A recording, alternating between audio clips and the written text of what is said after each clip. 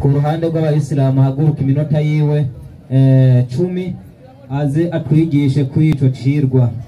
Yego. Bismillahirrahmanirrahim.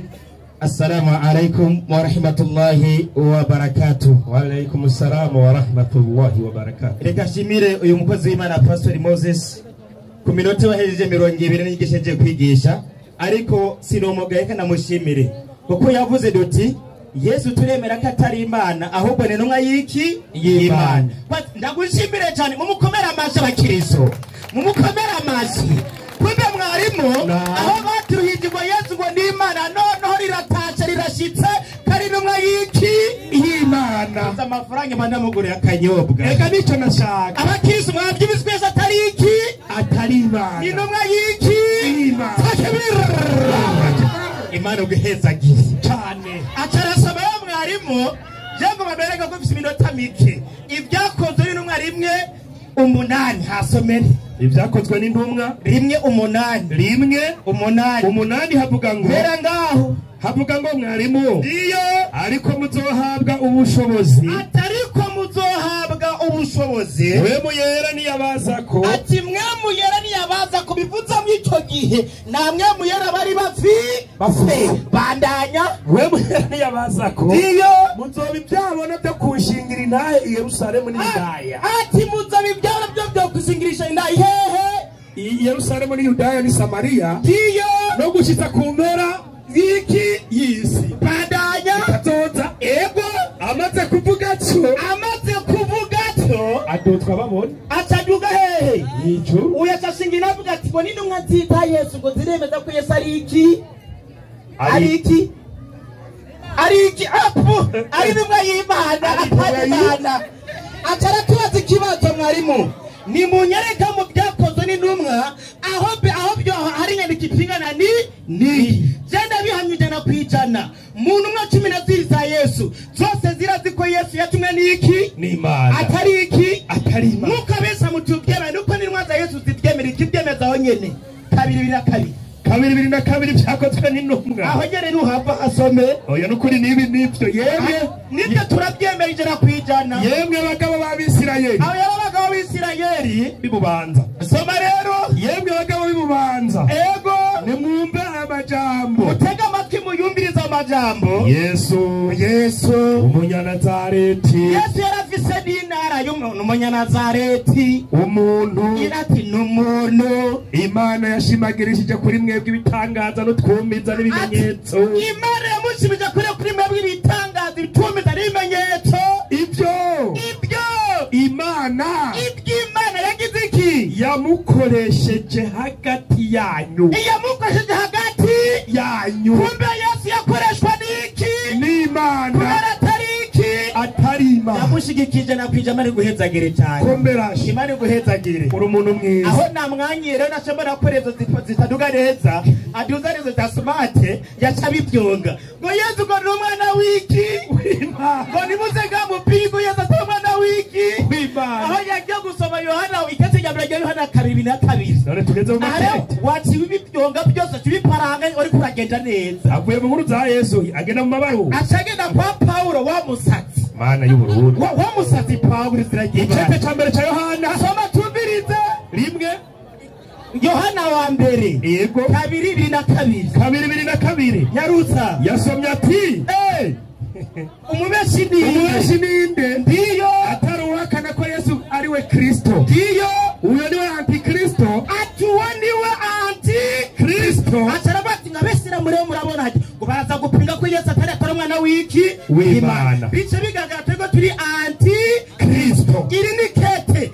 reka twibarize bosi nyene byo mbega Yesu uremera neze ko ari Kristo cyangwa nubyemera 3:2 Matayo nageteyo ndiyo maze Yesu yihanikiriza abigishwa ngo abahereza kasopo kondiso nibagira iki ntihagire umuntu babwira ko ari we Kristo babwira ko ari iki ko ari we Kristo kumbe yagiye kuduteza akaga uyumva ati Kristo ni Yesu uroge kuduteza akaga kazi kawe niwe wa mbere ahari na chambo na korezo ziduga nabi reka no watanga gutanga inyigisho zo kuvuga ko Yesu ari umwana w'Imana ninde tumuramu wariwo professor wuyu ninde Matayo 4:5 Matayo 4:5 turaba mwigishije wariwo twama tumubwira ntiyumva soma ngaho buno shetani umugwanizi satani umugwanizi Ibilisi amujana Yesu mu gisagara cera muhagarika hejuru gatwe ku rushengero yamujanye muri vile hari ubujumbasha mutego ugashenga pana ku musigiti ku rushengero ari kuri Pentecote ngira aramubwira ati ni wabura umwana w'Imana ati ni yabura umwana w'Imana ikororere hasi ikorore hehe hasi ibuzwe nande ashetani kumba abagabo bigishijwe nande asatani niwe professori wa izo nyigisho muzigo batindisho zikeneye oizana rushaka kabisa izo nazo dushaka nazo tumarira ikugumane abashe mbona akaduza rezo da smart ataduza limited twagiye rero mwarimu umurikire hano acaragenda soma 9:10 ruka kandi umwana w'umuntu yazanwe no kurondera no gukiza icari cyazimiye nicyo cyazanye Yesu hehe umwana w'iki umuntu kumbe si umwana w'Imana n'umwana w'iki umuntu nari utamuvuza karungu uri kurasha kandi umwana w'umuntu kandi umwana w'iki uzosubira umwana w'Imana n'umwana w'umuntu iyo yazanywe no kurondera no gukiza icari cyazimiye abanyabyaha bazimiye basenga Imana zingahe zitatu Yesu ashaka kubakiza avuga ati 17 Matayo ukuntu yaje kubakiza 17 Matayo ukuntu yaje kubakiza nuko umuriza gakiza 17 Matayo soma tumvirize guhera ubwo Yesu atangura kwigisha ati Yesu atangura kwigisha kugira ngo abakize mwihane ati ni mwihane kuko ubwami bwo mwijuru buri hafi kumbizi niko gakiza raje kubaki abanyabyaha bihane bemere ko Yesu ari umwana w'iki umuntu atari umwana w'iki w'Imana bamupagari Moses bamupagari uzoje mu gikoni kazi kawe sinze mbatwe mubiri wawe angenda kwigisha gake acaraja ko mwarimu Yesu uwo muco Yohana 8:12 ngo Yesu niwe muco ho yasomye umugabo hasoma yego fisi binota bikengera kunyariko nk'yatanu oya ni sawa 8:12 Yohana Yesu yongera kubabwira ati jewe ndi umuco w'isi Yesu atangwa ko ati je ndi umuco w'isi kabisa ati Yesu ni umuco w'isi so mitango rimwe gatatu tusuzume turabe rero kuri byagenze erega nawe wakoze Yesu ni umuco w'isi rimwe gatatu itanguriro asome nibyo Yesu n'umuco w'isi Imana iravuga iti nihabeho umuco kumbe umuco tubisa ninde Yesu kumbe yaremwe nande ni Imana ari uwo muco yitwa de Yesu kumbe n'umurango tubona nuyi Imana niyo yaremye iki umuco kumbe Yesu si Imana kuko n'umuco waremwe n'Imana wakoze yarashe Moses yego nukuri niwe yarirashe Imana imuhezagire cyane acarajaho kandi mwarimu aceja mu butatu nyarutse yagiye mu butatu nyarutsa wabonye ngo bwa butatu bamwabonye Bibiliya twigisha iki minota 2 sigaranye sigaye umuntu tumenyarutse aka gatabo nuriya muntu yicaye yarakafise abajya barakemera bajya abanyabwenge Bibiliya yigisha yuko Yehova Imana ari muremyi none uko yaremye Yesu ndiyo ariko hari amadini yigisha ubutatu hari amadini menshi aza kwigisha ubutatu butagatifu akavuga ko Imana igizwe n'abapersona batatu ndiyo data na mwana na mutima mweranda ego ariyo mwe munyeranda ego ijambo butatu ati ijambo butatu muzogyumva hose iriboneka muri Bibiliya ntago ririyo iyo nyigisho ati iyo nyigisho rero ni ikinyoma ati ni nyigisho yiteka mitwe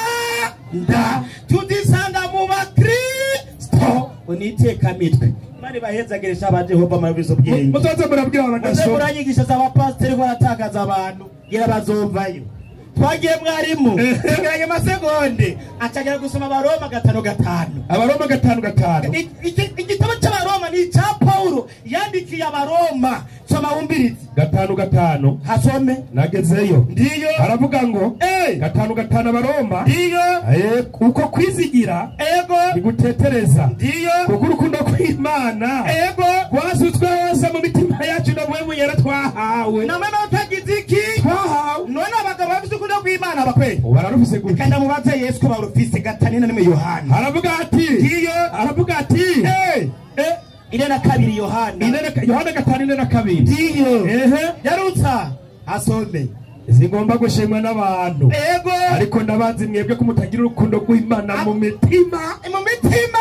ya abavuga Yesu ashimwe ni bande abakristo kumbe tena na rukundo rw'Imana bafise mu mitima ya n'abapagani arabazi Yesu.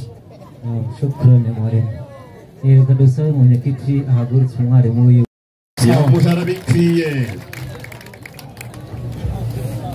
Haleluya. Amen. Chaki Timotheo no mukira cyakora kabisa.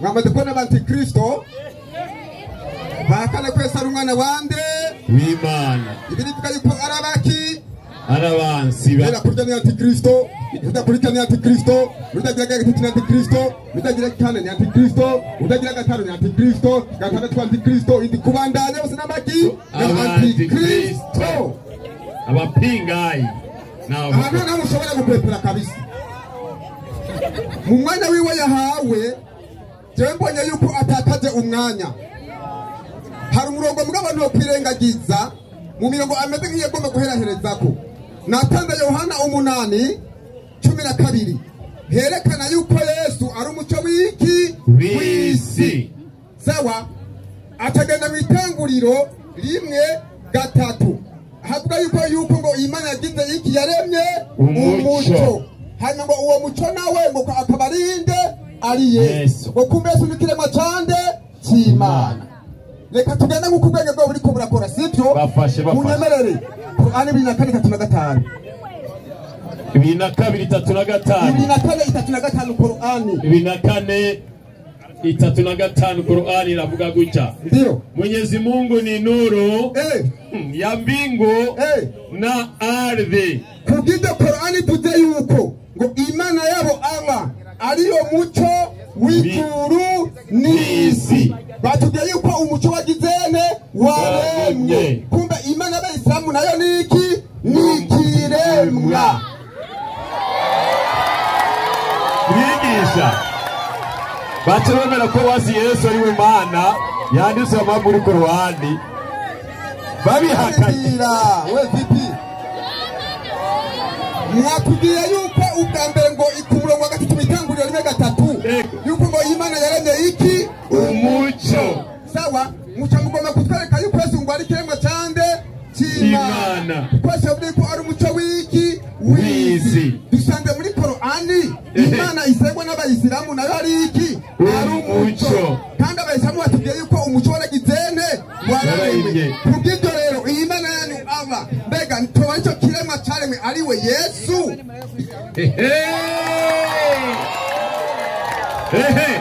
bagasubiremo mutama aho ni kimwe kukindi wangu mbega uyu murongo wese muri Qur'ani yuko Allah ari umuco w'ijuru n'isi sawa yoba ari we Yesu ari cyo kiremwa niwe kiremwa nabino Allah bugwa muri Qur'ani yagera bino turabi Yesu yabuzwa muri Bibiliya kwari umuco w'ijuru n'isi kaba yararemwe mbega nuyu Allah abonetse muri Qur'ani kwari kiremwa kwari umuco w'ijuru n'isi kandi cyo kibazo tuza kubaza ucitegurire hanyuma kandi ndamushimiye ngabo ingorane afise nuko yaza no kumbeshera ati ngo kubwije ngo baremera yuko Yesu ngo ari ntuma yande Imana ngo kubwije ngo Yesu ngo sinde si Imana yemwe twebwe abakristo navuga yuko abakristo turizeye yuko Yesu Kristo ari byose muri byose sawa ariko nubundi kayibaye kaba mu kanwa kanye rero tugenda nkuko ubwenge bwanyu buri ko burabivuga nkuko mwizera reka tubaze ara nawe kandi muri Qur'ani 5:4-9 Qur'ani 5:4-9 Qur'ani 5:4-9 dusumanya mutonya rutumota 10 5:4-9 aha 4:9 havuga gutya mwarimu nahageze na katika kila kitu ala Imana isengwa n'Abayisilamu iriko iravuga iti buri kintu cyose byose twagizene tumeumba dume na jike twaremye ikigabo n'ikigore ili mpate kufahamu kugira ngo mushobore gutahura. Basi nuko rero aravuga ati Imana y'Isilamu ati nuko rero kimbilieni kwa Mwenyezi Mungu ati nimuhungire ku Mana. Mimi kwenu jewe iwanyu Allah ni mwonyaji aliye waziwazi. Aravuga yuko ari ntumwa yavuye ku Mana. Muraza kutubwira mbega Imana yatumye Allah, Imana y'Abayisilamu ninde? Ninde? Rabino kubw'ibyo rero kubw'ibyo nimuze hanze y'icigwa. Jewe sinigeze mpakana yuko Yesu atari Imana. Iryo jambo ntabyo nigeze mvuga. Iyo waza kurimvugira je ntabyo nigeze mvuga. Ndizera ko Yesu ari umwana w'Imana kandi niki ni Imana. Umuntu umugizene bubarengeye. Abaroma 9:5. Abaroma 9:5. Ha mubasokuru 9:5 ijambo ry'Imana riravuga gutya. Mwarimu 5. Aha. Bafise basokuru babandi. Bafise basokuru zabandi. Kandi ku mubiri Kristo. Yamutse kuri bo. Niwe. Ari hejuru ya byose. Niwe Mana wa Yesu. Ikwiye gushima ibihe bidashira. Amen.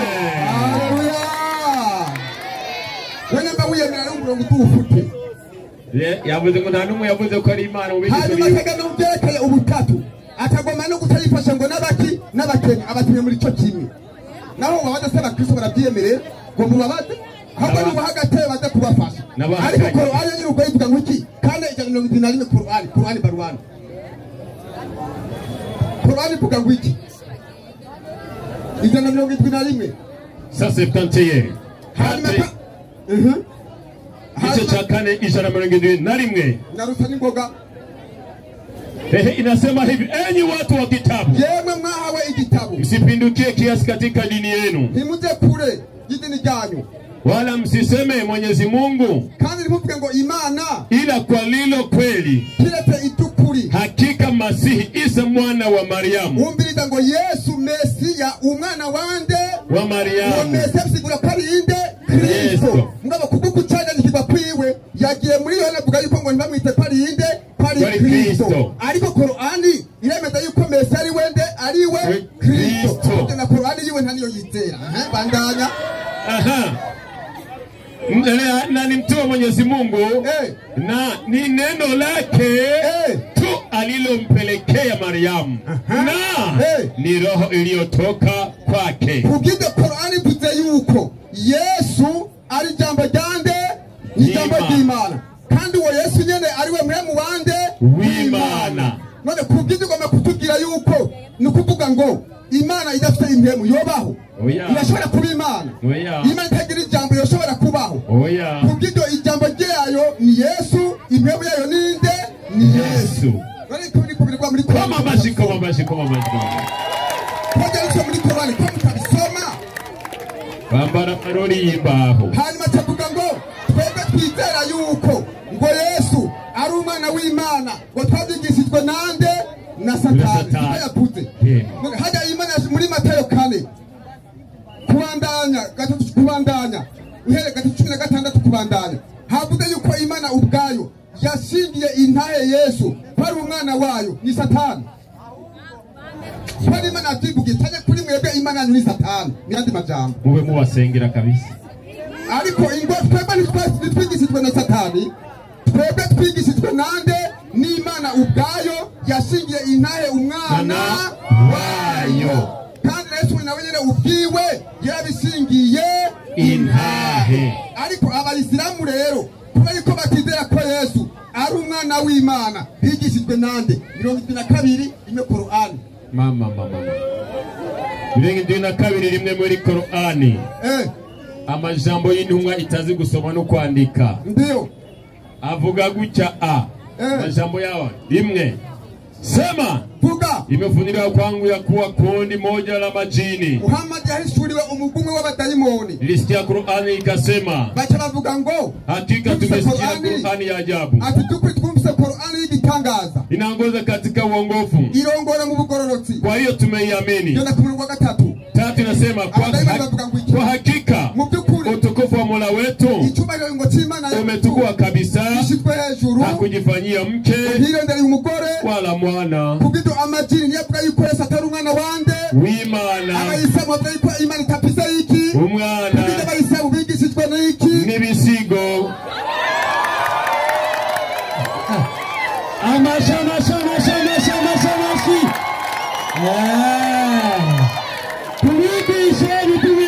Wigishe.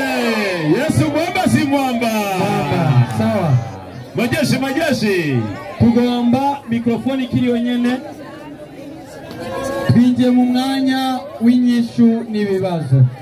Uza kubaza akoresha iminota 3, umwishura amwishura mu minota 7. Hama uza kugaruka kubaza ko ishuye cyangwa tishuwe akoresha iminota 5. Aho ni ku mpande zose.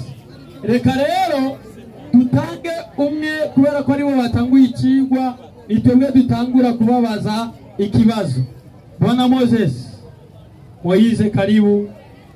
Pastor, ubaze ikibazo mu minota yawe 3 gusa, niho uza kubaza ikibazo.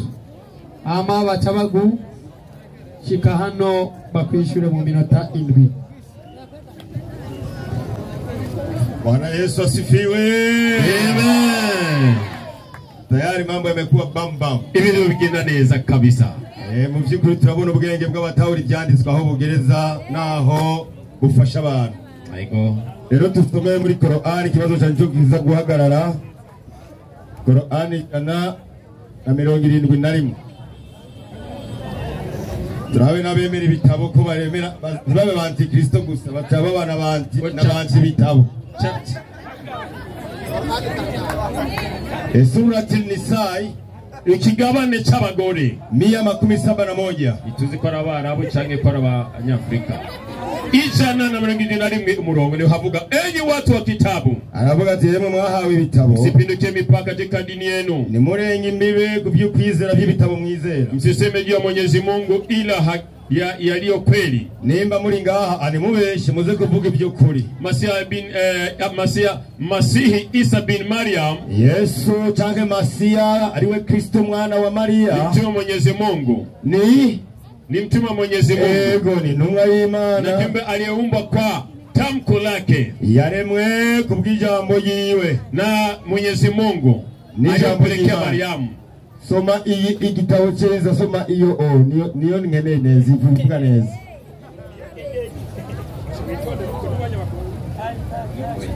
Enyi watu wa kitabu, msipinduke katika dini yenu, wala msiseme Mwenyezi Mungu ila kwa hilo kweli.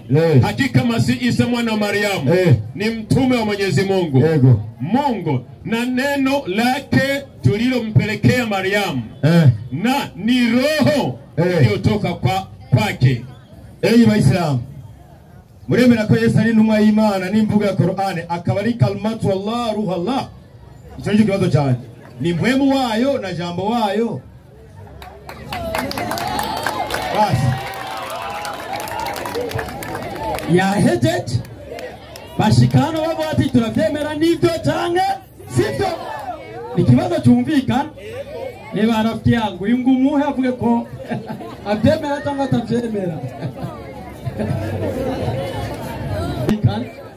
Ninde kugisikura yaje wishyura dusema Hel Haj Idris Haj azamwishure kuri iki kibazo iminota yiwe.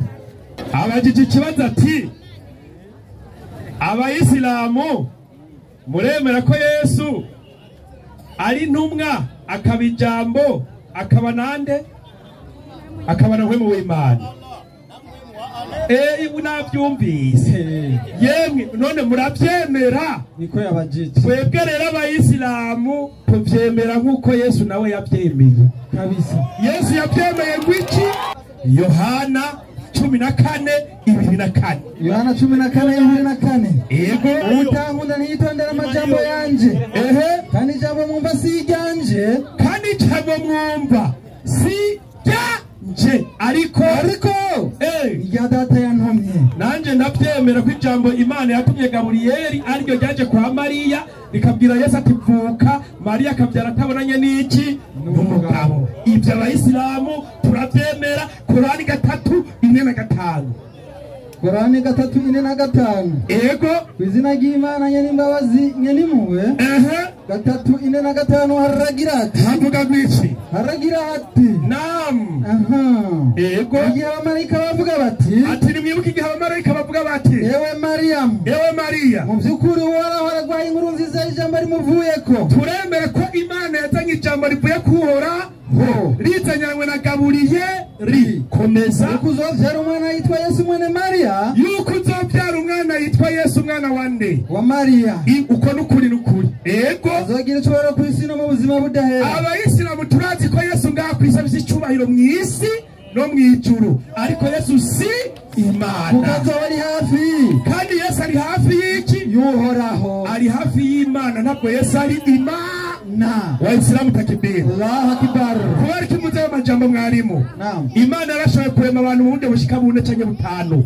Baraja mu Baheburayo umurongo wa mbere. Imana yaremye Adamu imubumba ari kibumba, hama Imana imuhura mw'impuhemu ziwe Adamu aba Adamu. Nawe yacitse Imana. Imana ikura Eva indema rigira kabiri, ikura Eva muri Adamu. Atamugabo afise atamugore. Eva ava mu mugabo. Iyo ni indemano ya kangahe? Ya kabiri. Indemano igira gatatu ni yajewe na wewe. Mama na papa bararyamanye bahuza ibitsina ndavuka. Iyo ni indemano ya kangahe? Ya gatatu. Indemano ya kane ni Yesu. Ijambo Imana yabwiye Mariya biciye kwa Gaburiyeli. Mariya saminda havamo umuhungu yitwa nde? Yesu. Iyo ni indemano ya kangahe? Ya kane. Iya gatanu Abaheburayo 7:1. Melkisedeki uyo turabigisha ku buntu. Ego umwami w'Isalemu. Umuherezi w'Imana isumba byose. Yari umuherezi w'Imana isumba byose. Niwe yasanganiye Aburahamu aramuhezagira. Uyo ngo niwe yasanganiye Aburahamu aramuhezagira. Ni Aburahamu yatabaruka avuye kunesha abami. Ego kandi niwe Aburahamu yagabanirije ikigira 10 muri byose. Irya mbere sobanurwa ngo umwami agororoka. Uyu ni umwami agororoka. Kandi irya kabiri yitwa umwami w'Isalemu. Ego sobanurwa ngo umwami w'amahoro. Nase uyo wewe ntiyagira nase na nyina. Ntiyagira na nyina nka Yesu yarafise Mariya. Na karonda. Nta n'umuryango yigeze agira. Natangura ry'imiti canke ihereza ry'ubugingo. Kandi agereranywa nk'iki? N'Imana. Umwana w'iki? W'Imana. Afadhali mwosenguye aho gusenga Yesu, kuko yarakomeye gusumba Yesu ntagira se na nyina. Ariko Yesu yarafise nyina yamusamira kubw'ijambo rivuye kuki? Kumana. Nuko bimeze. Sasa uwo murongo yasomye muri Korani, reka rega umwigishe rero ubusobanuro bw'uwo murongo, ntuzose muzarogota. Soma inyandiko Igice mwarimu. Enyi watu wa kitabu, ati yamwe bantu mwahawe igitabo, musipindukie haki. Musipindukie mipaka. Mukazidisha kupita kiasi katika dini yenu. Ati nimurenze urugero mukuza guhakana mw'idini ryanyu. Nimwebwe. Wala musimuzurie uongo Mwenyezi Mungu. Ntuzuraza ngaho uzurira ububeshi Imana. Mukanya utume wa Isa. Au mkafanya kuwa ni Mungu pamoja na Mwenyezi Mungu. Ntimuze guhakana ubutumwa bwa Yesu mutangure kwemeza ngo Yesu ngo niwe Mana kandi muzi ko ari Imana yamutumye. Ego bali masini mutume kwa walivyo mitume wengine. Yesu ni intumwa Mesia, ni intumwa y'izindi ntumwa zose. Mwenyezi Mungu amemuumba kwa uwezo wake na neno lake. Imana yamubumbye ku bushobozi bwiwe n'ijambo ryiwe. Twese nuko komeza alino mubarishiria kwaro. Imana yamuhishuriye na Jibril akampurizia Mariamu roho ya Mwenyezi Mungu. Hama Gaburiyeli araza huhira muri Mariya impuhwe ivuye kuki? Ku Mana, kugira Yesu abeho. Komeza. Hii ni siri katika siri za uwezo wake Mwenyezi Mungu. Ati rero nibanga mu mabanga y'Uhoraho Imana rugira byose. Ego basi muamini Mwenyezi Mungu na mitume wake wote. Rero mwabakirisi mwese muri hano kuri uyo murongo yatanze, nimutinye Imana rugira byose n'intumwa zayo zose muzemere atari mwe mukuyemo. Ubwo ariko by'Isilamu wala msitai kuwa katika uungu kuna utatu. Nimuzigera murogota musubira kuvuga ngo ku Mana hariho butatu. Umurongo no utanze.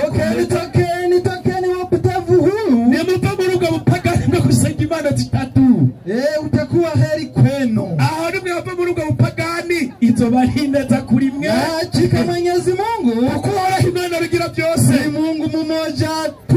ashhadu an la ilaha illallah wa ashhadu anna muhammadur rasulullah wa ana isa rasulullah. Uko niko kwemera Imana. Ibirenze ibyo ubupagani. Mundabirije so wabaje ikibazo turegera gutwe n'amaguru. Sasa Yesu yabaye kubw'ijambo rivuye kuki ku Mana, kuko Yesu atari iki Imana. Yesaya 4:2 funga umuryango yarutse ubwandiko. Yesaya 4:2 nagezeyo ntuzosubire kurogota. Aragira ati hagira ngo iki uko niko ragize umucunguzi wawe, ntuzosubire kubesha ngo Yesu n'umucunguzi wawe ni Imana ibipfutse. Wakumvira ikiri munda wawe ndi yabumbira na Yesu munda ya Mariya akabumbirayo na wewe. Ati ni jewe uhoraho ndema vyose, ni jewe uhoraho ndema vyose, nago ijoro ndomwe kandi uhoraho napati nago ijoro ndomwe ngaranzuresi. Imana irabaza abapagani ati ngaranzuresi. Hari uwo twari kumwe ati muri mwebwe twari kumwe nande mugaruke murogote hano ngo yari kumwe n'Imana Yesu. Waislamu takibiri. Allahu akbar. Uno musi murahunwa baunyoye, uno musi murahunwa ukiza kuremerera ngo Yesu niwe Mana urahunwa. Ikigo kivuga kiti Yesu yavuze ati singomba gushigirwa intahe n'iki n'abantu, ati ushingira intahe n'Imana dataho mwicu kuko niwe yagize gute yantumye. Nimurigera mwumva ijambo yiwe, nimurabona n'ishusho yiwe. Aca yirukanga kwa Mose hariya Moses kari biriya kitabwiwe Mose Imana iza kwa Mose si kuri Yesu. Yesu yari karabwira abantu mu gihe ciwe hari batarigera bumva ijwi ry'iki y'Imana. Bisigura ko ibyo Kristo byose n'ubupaga ni. Salamu alaykum. Yakumbere wa FM. Wa alaykum assalam wa rahmatullahi wa barakatuh. Shukrani ya mwalimu. Dusabe rero umukristo aze agukora icyo bita reaction, avuga yuko yishuwe nuko atishuwe iminota yiwe 5. Haya Bwana Abubakar iminota 5 ku kibazo mu mukomera amace ko araza. Majeshi nibaze yuko aba bagabo bafite ikibazo. Ndabaza subiremo kandi ku kibazo. Yesu Korani ivuze ati Yesu ni mwemu w'Imana na jambo ry'Imana. Ndabaza rero kandi subire kandi baze imwemu y'Imana cyabure jambo w'Imana. Ijambo ry'Imana ni imbwa n'umuntu n'Imana. Ijambo ry'Imana rirashobora kuba ari imbwa, ijambo ry'Imana ryo bingurube cyangwa ijambo ry'Imana ryo bimana. Suko gayemo ijambo ry'Imana ni inde muri ibyo bitatu? Ijambo ry'Imana ni iki? Ijambo ryanje nanjye turatandukanye. Yesu ni ijambo ryande ry'Imana, kuko Yesu ni inde ari Imana. Abana n'abaki ndasemo kandi oya dusure kandi mwemu w'Imana yo bingurube. Oya mwemu w'Imana n'umuntu. Oya mwemu w'Imana ni Imana. Ni Imana bagwaye ugere wapime rindira kandi kwa muganga babatwara mu bitaro twasuzume, sibyo? Iki gitabo nyene Korani cyavuga ati uyu Yesu yu ni kalimatu Allah, ni jambo jande ry'Imana Allah. Ndashaka kubwira ijambo ry'Imana woritandukanya niyo Mana. Ijambo ryanje woritandukanya nanje. Oya unyasira ijambo nobaho. Oya ijambo ryanje niyo jewe. Yego cyane. Ijambo ry'Imana ni Imana. Ni Imana. Nibyo sibyo? Mu bitabo nasho kundaba. Niyo ndaba. Achasha. Niyo ndaba. Achasha. Ntabwo mubira. Niyo ndaba. Tugumaho. Twigumiraho. Tugumaho nyene. Bafati. Twarambire. Imwemu y'Imana ni Imana wobitandukanya bikunde cyokunda. Oya kuko imwemu y'Imana niyo nde niyo Mana. Imwemu y'Imana ni imbwa. Oya ni nkoko. Oya imwemu y'Imana ni inde ni Imana. Ndaba ikibazo sinzira amajambo igihumbi bakubatenga. Tubwire uremera yuko Yesu yari mwemu y'Imana? Ijambo ryari ego wemeye ko Yesu ari Imana. Yesu wowe na uvuga kuri inde ibyesho Yohana ibinari mwindwi ibinarimwe indwi byahise Yohana yivugire Yesu rinde unesha umve rero Yesu atubwira unesha azoraga ibyo jewe Yesu unesha azorabwira nanje Yesu naye nzoba Imana yiwe nanje Yesu nzobande Imana yiwe Imana yiwe subiramwo unesha azoraga ibyo nanje Yesu nzoba Imana yiwe rindira uri ko aravuga ngani jewe uvuga ngani ninde Jesus Yesu avuze ko ari inde yanyere bivuze ko ari Imana aba bemera bivuzwe nande na Yesu ni na Yesu yishinge ni ukuri ni mwe muri Yesu avuze Yesu subira muvuze ko inde unesha azoraga ibyo nanje Yesu nzoba Imana yiwe emwe nibi Yesu yavuze nibyo sibyo Yesu avuze ko ari inde Imana Yesu ni inde ni Imana atoya ndaba arega mwari mwisho gituma wamutama uyu munsi ataje ndaba atoya babigishwa ba Yesu naringana kumvise babigishwa ba Yesu 12 ngo narimo yigeza kwa Yesu ngo ari Imana wewe urabizi we Yohana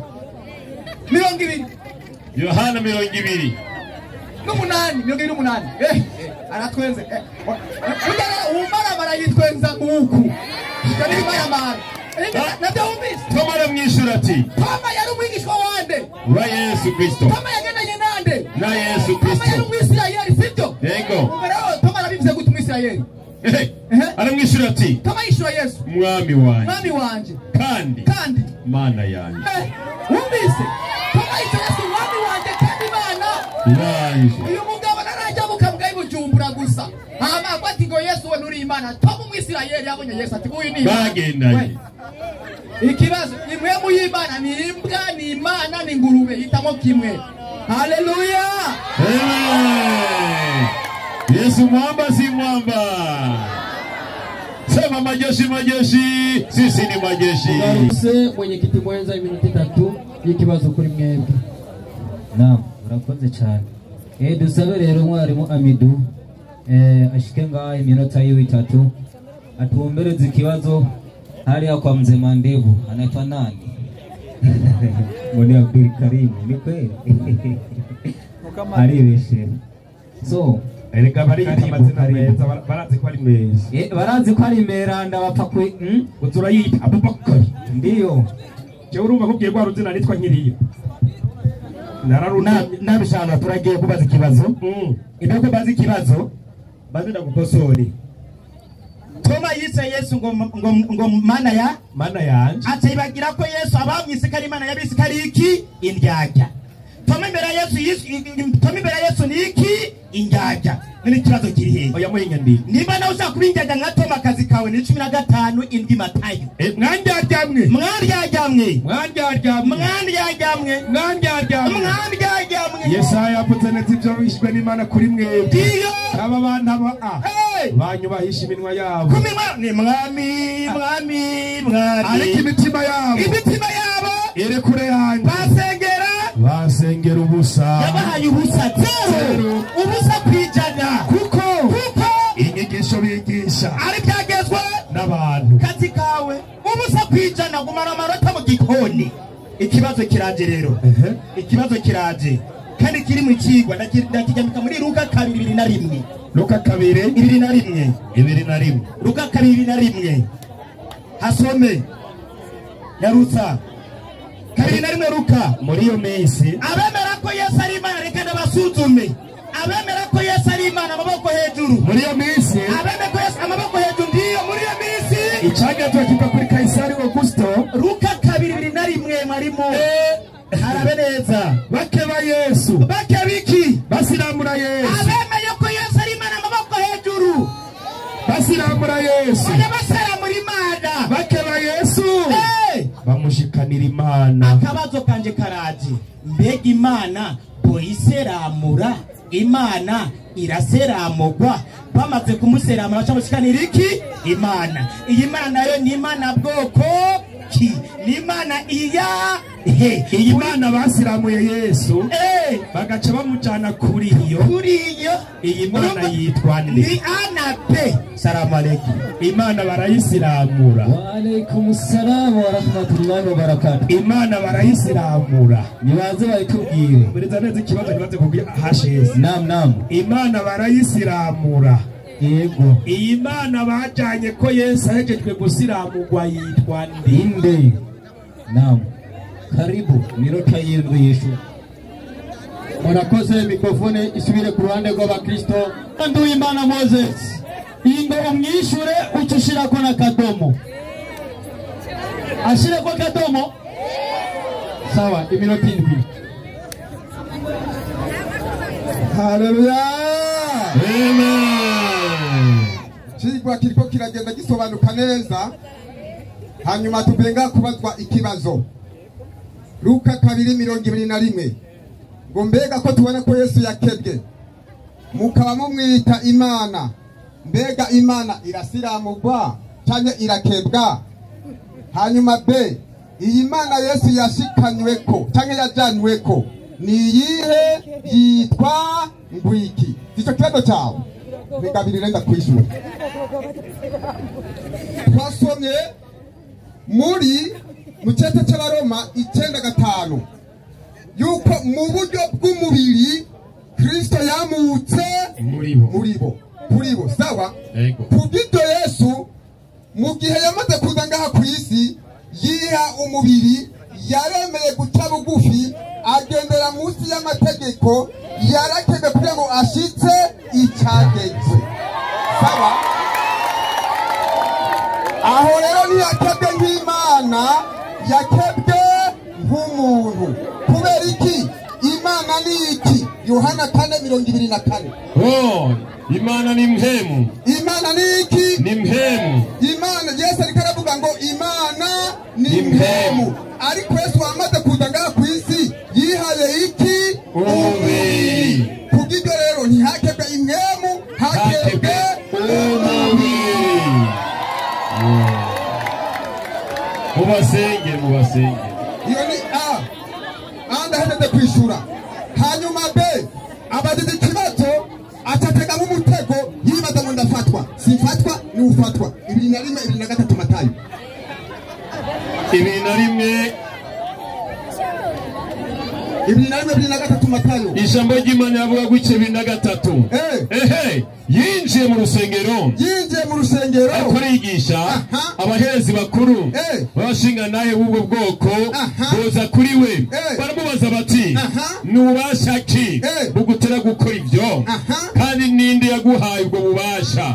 Yesu arabishura ati nanje hinge ndababaze. Kuriya nanje hinge ndababaze. Yesu baje kubaza ikibazo kiri mwiki umutego. Baba yifite kibazo kiri mu mutego yarishuye.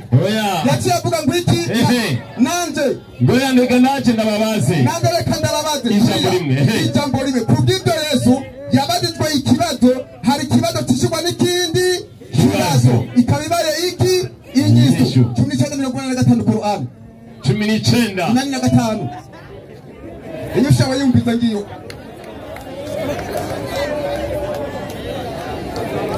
Ahari wamurikirana neza igishabiraho. 19:45 havuga gutya. Wakumbusha siku tutakavyokusanya wachaji Mungu. Kubw'ibyo Allah Imana y'Abayisilamu iriko iravuga ngo Muhammad ibutse abantu igihe kwegeranya abubaha Imana, kuwapeleka kwa mwingi wa rehema kuwa ni wageni wake. Kuriya Allah Imana isengwa n'Abayisilamu muri Qur'ani ivuze ngo Muhammad ibutse abantu igihe kwegeranya abubaha Imana, hanyuma tumaze kubakoranya tuze tubatwara ku yindi Mana babe abashitsi bayo. Sawa? Iyi Mana yanyu Allah ko ivuze ngo izokwegeranya abagororotsi, hanyuma igacibatwara ku yindi Mana. Iyo yindi Mana izo ibatwaye ko ni iyihe? Yitwa ngwiki.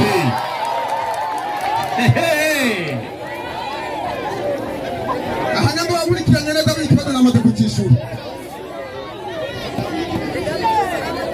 Ikibazo kucishura kugido ikintu mukwiye kumenya abayisilamu ni ngombwa yuko mumenya neza Yesu akiri ngaha ku isi hari amajambo yavuga mu buryo bungahe bubiri hari amajambo yavuga ahagaze mu kibanza cy'umuntu aho rero yavuga yerekeza kuyiki kuyihe mana nibisigaye ko hari imana nyinshi 10:30 Yohana 10:30 Yohana jambo ry'Imana riravuga ku cya 10:30 aha 10:30 ndahashitse mutama jewe na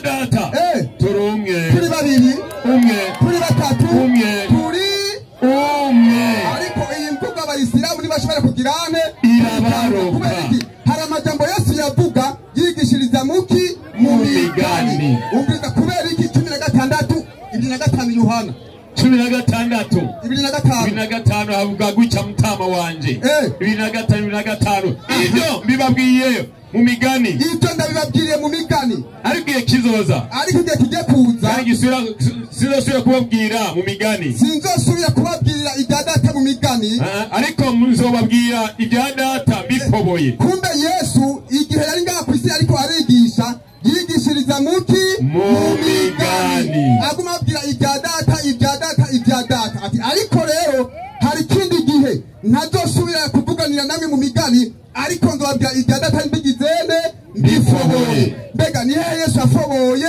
ibya data 14:6 Yohana avuga gutya mwarimu Yesu arabwira ati igiweza yuko ino bugingo nabishika ko ndamujanye ibyo iyo muba mwaramenye na data muba mumuzi Filipo aramubwira ati mugenzi twereke so bizoba bihaye Yesu aramubwira ati mbega nabanye namwe igihe kingana gityo nturakaruha umenyaga Filipo Indira gato ngomba usubire ku murongo w'Imana kandi ugomba kukumvikana neza iyo muba mwaramenye Yesu ariko arabwira abigishwa be ati mwabigishwa banje iyo muba mwaramenye na data muba mumuzi uhereye ubu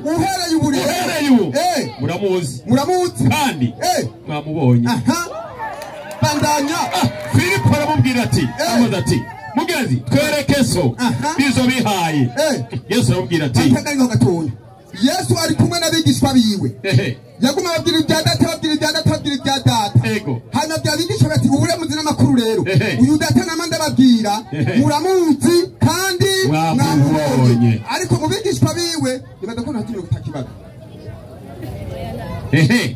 umukomera amashi amena umukomera amashi tekana mwanya w'iminota uraheze reka dutange iminota 5 kumuhagarikiza mugenzanje kugira ngo ashike hano nawe amuhe iminota 5 itarengire henguke ntangorane mwese murabigisha nemera yego nukuri cyo nsaba abantu bari inyuma bamwe bakunda kugira yerere Yohana chamfata break ikibazo cy'umusiramu Moses ntiyishura karibu mwarimu adorinda pa Naam, assalamu alaykum warahmatullahi wabarakatuh. Wa alaykum assalam warahmatullahi. Ndamushimiye cyane kuko aragaragaje ngati uwaneza kategwa ati sindakagwamwo. Ateka niko pezo ngoroke. Kubera ko yumvise kibari toseramu wa kandi kajanwa kuyindi. Mwari muyumvira nk'ubudogiteri yoza guseramura Imana. Akayijyamira ubudogiteri abafise ubuhinga gusumbiki Imana. Twagiye mwarimu. Asharuka muri Qur'ani 19:5 ya Ruta. Aravuga ati, umunsi tuzokwegeranya bitonesheje kuri nye nimwe. Uyu ni Gabrieli, umwaka Gabrieli ariko abahishurira Muhammadi ati Muhammadi ibuka umunsi tuzokwegeranya. Ereka we ntatahura discours director na. Ini Gabrieli kahishura Muhammadi Simana. Genda mwige Qur'ani rabarengeye. Umunsi tuzokwegeranya bitonesheje kuri nye nimwe. Iyo Allah imani ndiyo arabashitsi biteka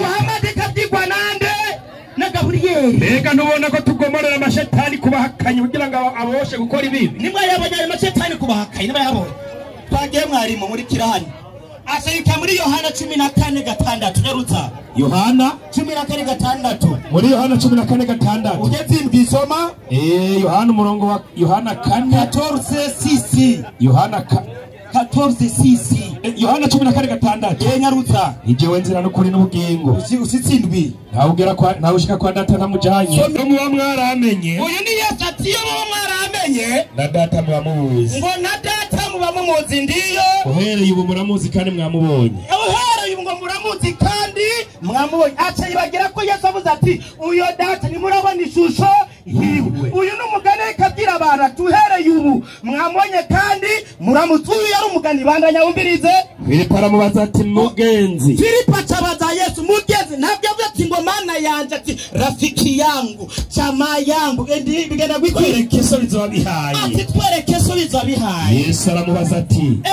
mbega aho nabanye nawe igihe kingana gityo nturakaruha umenyaga Filipo ati nturakaruha umenyaga Filipo ubonye jewe ambwiriza ati n'umugani ubonye jewe ababonye data none uravuga uti twereke so nizeye jewe ko ndi muri data ambwiriza ati ntiwizeye jewe ko ndi muri data na data ari muri jewe na data ari muri jewe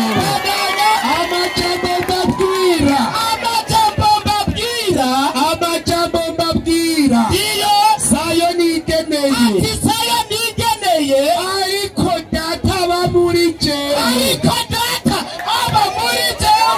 niwe akora ibikorwa byiwe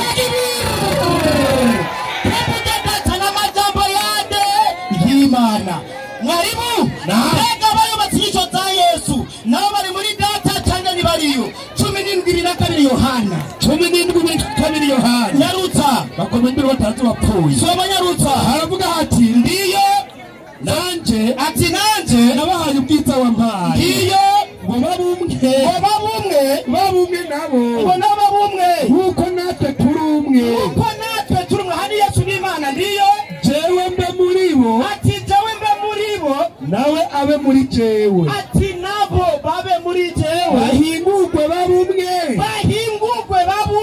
kugira ngo isi imenye ko ari wewe wantumye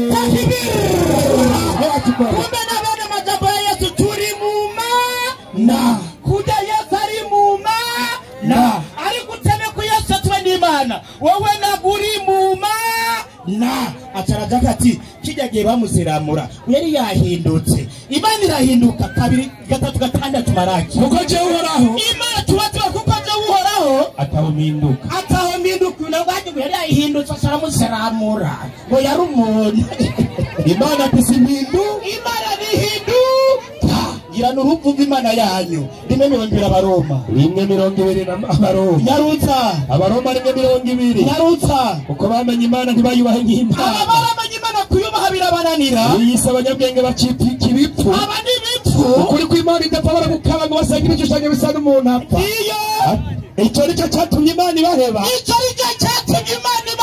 kugira ngo bakore ibitari isoni iyo bumvirize imitima yabo ishaka kuko ukuri kw'Imana bagukabye ibinyo kumbe nibi murago